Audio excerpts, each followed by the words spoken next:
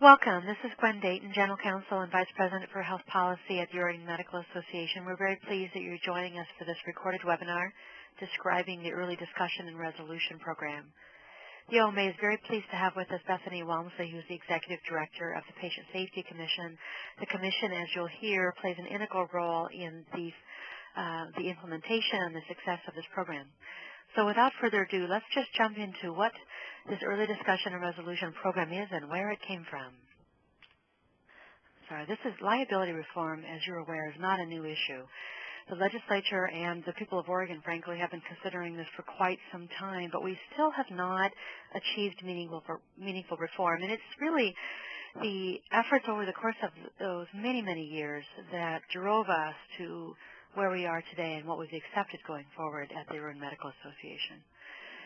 So you all know that are listening to this that we have discussed a number of different options over the years, CAPs, of course, medical legal panels, CCOs under the CAPs that apply to the Tort Claims Act, an administrative system, and all of the others that are listed. But none of those have really been successful. So here we are today with the Early Discussion and Resolution Program that was formed through legislation in 2013 by virtue of Senate Bill 483. So how did we get this legislation? It came actually from the governor's commitment to liability reform that was expressed during the 2012 legislative session. And in response to that commitment, he said, we will get something passed in 2013. He formed an advisory committee to advise him on what proposal would have the most both merit and possibility of going forward. And on that advisory committee were the OMA's past presidents, as well as members of the plaintiffs' bar. And that advisory committee was charged with coming up with something on which they could reach consensus. So thinking back a couple slides ago, there are a number of things on that list, the wish list, the OMA's wish list, that we would never reach consensus on with the trial bar. And so that really drove us to reach agreement, at least in that group, on the Early Discussion and Resolution Program that we're going to talk about. After the advisory committee did its work, that recommendation was given to a public work group, the 1580 Patient Safety and Defensive Medicine Work Group, that also recommended the Early Discussion and Resolution Program. And then it was then given to the legislature this last session, and where they passed the bill. And the governor has now signed it, so it is the law of the land. Here's what this program hopes to achieve, and then we're going to talk about the details. Quicker resolution of serious events if we can, so they're not drug out through the litigation system. Less stressful system to resolve events, both less stressful for physicians but also less stressful for patients. Equitable compensation for some patients who don't get anything. You may know that really, unless a negative event has damages over a fairly high monetary threshold, they rarely get the attention of a plaintiff's lawyer. There are a lot of cases where maybe the patient was deserving of some compensation that there isn't a mechanism to achieve it. Fewer claims ultimately filed in court, less risk, frankly, rolling the dice for a huge jury award, and we hope lower overall costs in the system. As you're going to hear, culture change is really essential to success. This program that we're going to be discussing over the next few slides is not going to happen overnight. We are all, frankly, going to have to be patient as we begin the implementation, because it's going to require a change not only in the way we do things day by day, but also the way we think about adverse events. So this all starts with an adverse healthcare incident. That's the term that's used in the law.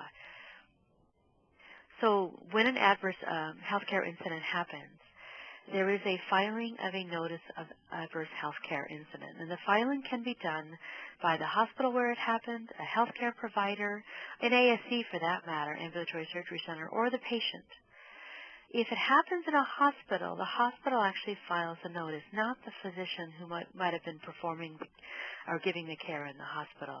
And no providers are named in a filing that is done by a hospital.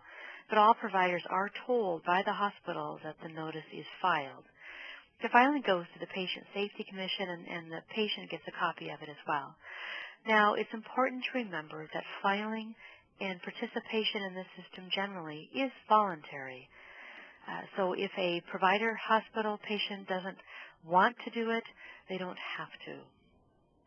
So what is an adverse healthcare incident? It's defined in the law to mean something that is objective and definable, unanticipated consequence of patient care that is usually preventable and results in death or serious physical injury to the patient. So it's not a known complication of care. It's not a sick patient who comes in getting sicker. It's really something that caused serious harm to the person and also was unanticipated and really unexpected. Those sorts of things that really aren't supposed to happen in care. Note that if a filing of adverse healthcare incident is made, the statute of limitations on any lawsuit that might result is tolled for 6 months. Tolling means it's paused. So normally you have around 2 years to file a lawsuit. If a notice is filed, that 2-year period is extended by 6 months. The reasoning for that is we don't want anybody to be disadvantaged by going through this process, that somehow by going through it you run through the statute of limitations and you can no longer take any further action. So once a notice of adverse event or adverse healthcare incident is filed, the next step is an early discussion with a patient and their family as appropriate. And there's an initial discussion, and probably several initial discussions, and then some follow-up. And remember that participation is voluntary. So if the hospital files a notice and they tell you, physician, that there's going to be a discussion with the patient on X by Z day, you can participate or not. It's not required that you be there.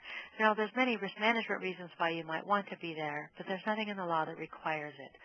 But at this discussion, you're supposed to have a conversation with the patient that talks about what happened and why, to the extent that you know it. You may not know everything in this initial discussion. In fact, you probably don't.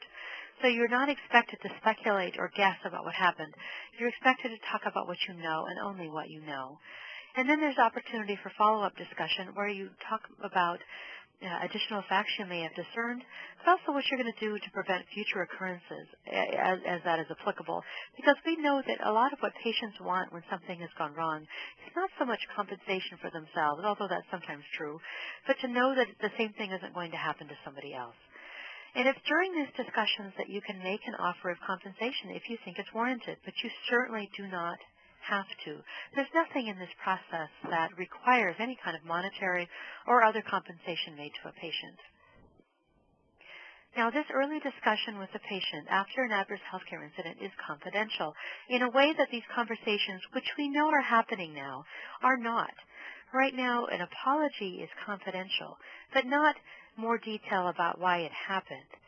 So now under the law that's passed, the conversation about what happened is confidential, except if at trial you physician, or the patient, frankly, any participant in this process, makes a statement at trial that contradicts what was said during the early discussion, then and the contradiction is material, so it makes a difference in the trial. It's not just something inconsequential. Then that contradiction can come in. So really, the OMA will be doing a whole lot of education going forward on this, but the core premise is just make sure that when you're having a conversation during the early discussion, that you don't speculate and guess, and you do only talk about things you know at the time.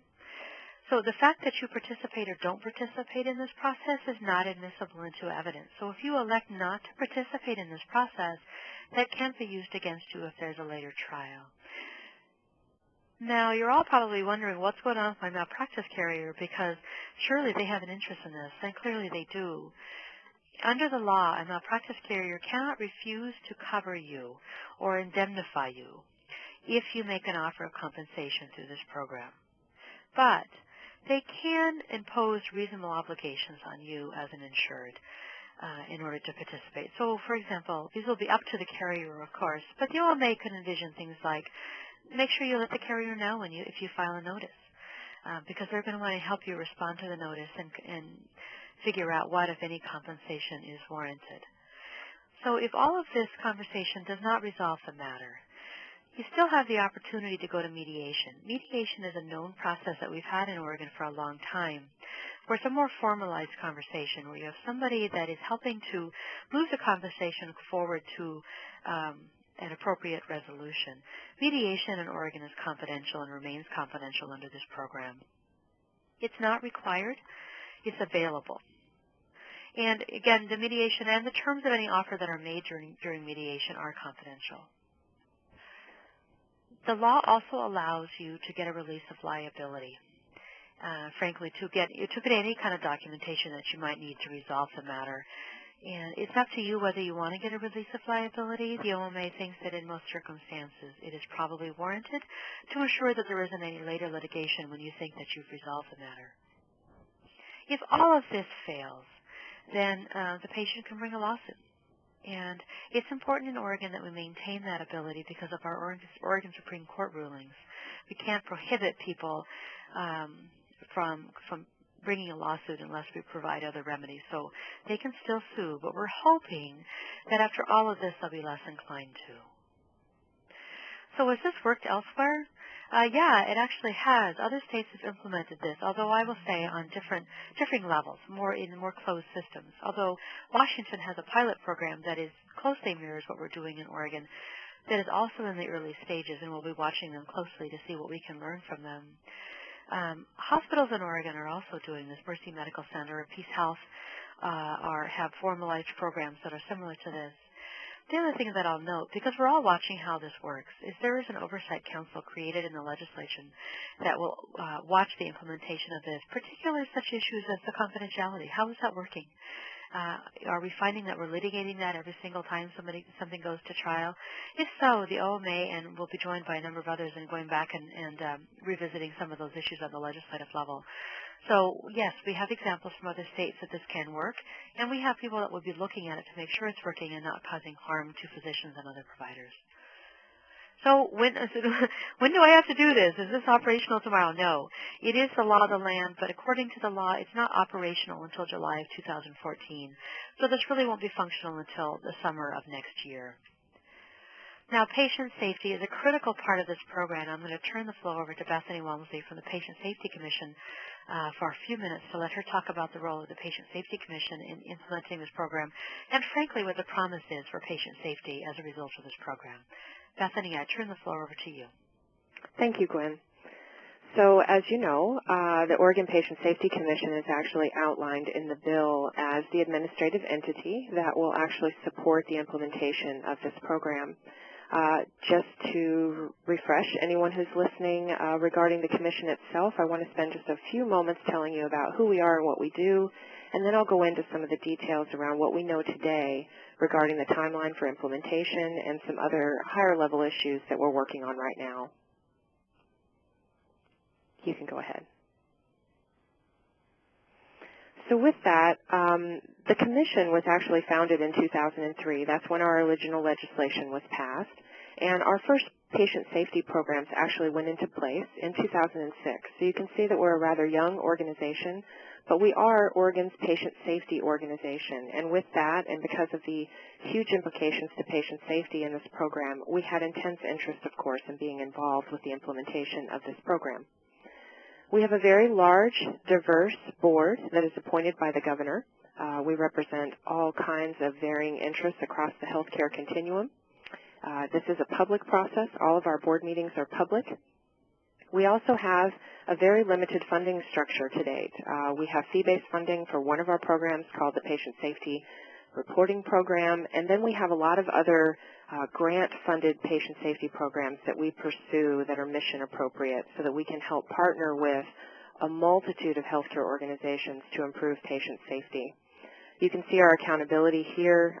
We have accountability to the public, our reporting program participants, the legislature in general, and then, of course, the healthcare community at large. In addition, what we really are all about is encouraging patient safety awareness through all kinds of different efforts. We do events, we create publications and toolkits and guides around patient safety and culture improvement.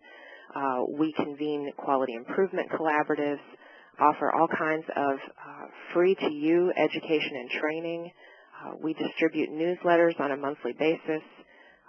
And then you can see here, of course, that our most popular program is the Patient Safety Reporting Program, which interestingly aligns with this work because we're talking about adverse events and collecting that information. So all of the information that we collect is actually confidential. So the original statutes around the Commission's Patient Safety Work Product, it's all confidential, and we have a lot of experience in collecting that kind of information. So it really made sense that the Commission could be a part of this bill because we have a lot of experience in this area. We've never had a confidentiality breach. We do not have any sort of relationship whatsoever with regulators or any other organization. We only share information in the aggregate. So we do not inform regulators as to where issues may be listed or problems like that. We 100% make sure that our data is kept confidential. Go ahead. So the timeline, you may be wondering, as Gwen already mentioned, July 2014 is our target lights-on date, if you will, for the actual program to be ready. But this is what we're doing right now to actually get ready for all of that. We're in a very serious planning phase right now. Things like our first meetings with the task force are taking place. And the advisor group that's been working with the governor on this and ultimately that helped create the legislation is doing a very nice job in transition with us until the actual task force gets appointed later this year. We're also moving into summer and into early parts of 2014. We will be working to develop the actual details of the program, and that does include writing the administrative rules to support it. We'll go into a testing phase and all of the support that goes along with testing that technology that we put into place to support the program. Filing a notice is going to require that we have a computer system so that people can actually file those notices, whether it's a provider, a facility, or a patient and family. So we're creating that technology, and you can see we'll be going into actually early testing and then actual lights on by hopefully the middle of next year is our goal. And then we'll actually launch the entire program, complete with communication materials and other training and education offerings by July 2014. This is just a visual picture of what Gwen already talked you through with her slides. I kind of like this because at least it gives you a visual representation of the four major components of the program. This may undergo a bit of streamlining and change. It's in order to support basically being able to interpret what the program is all about. But this is a nice visual representation of where we are with the actual describing of the process to support the program. You can go ahead. So the task force that's been created by the bill, we're actually working with them already. We are using them, of course, as an advisory group to be able to inform how we will implement the details around the program.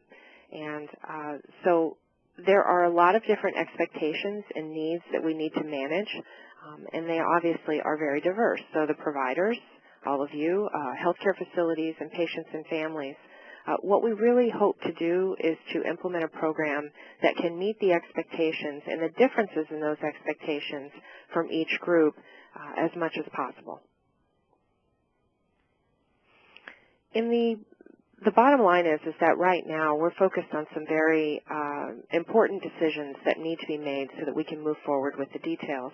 And we do know that there are some problematic or controversial issues that we're dealing with today related to implementing the program.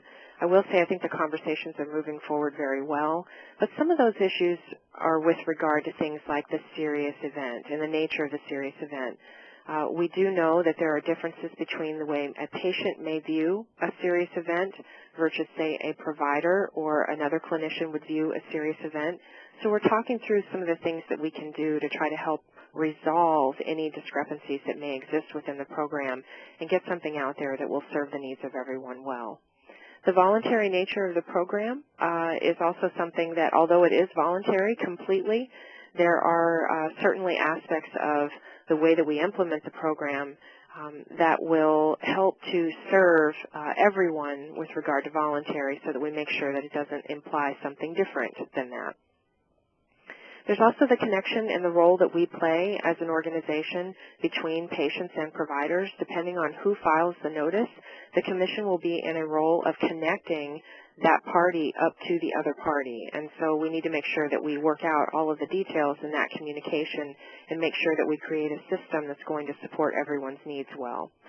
There's also a list of criteria and other things from a skills and experience standpoint that we need to decide upon to make sure that the qualified mediators that are listed on each panel are meeting some sort of minimum criteria so they can be a part of those panels. And we're having those conversations now about how to zero in on what is the right level of criteria to have there.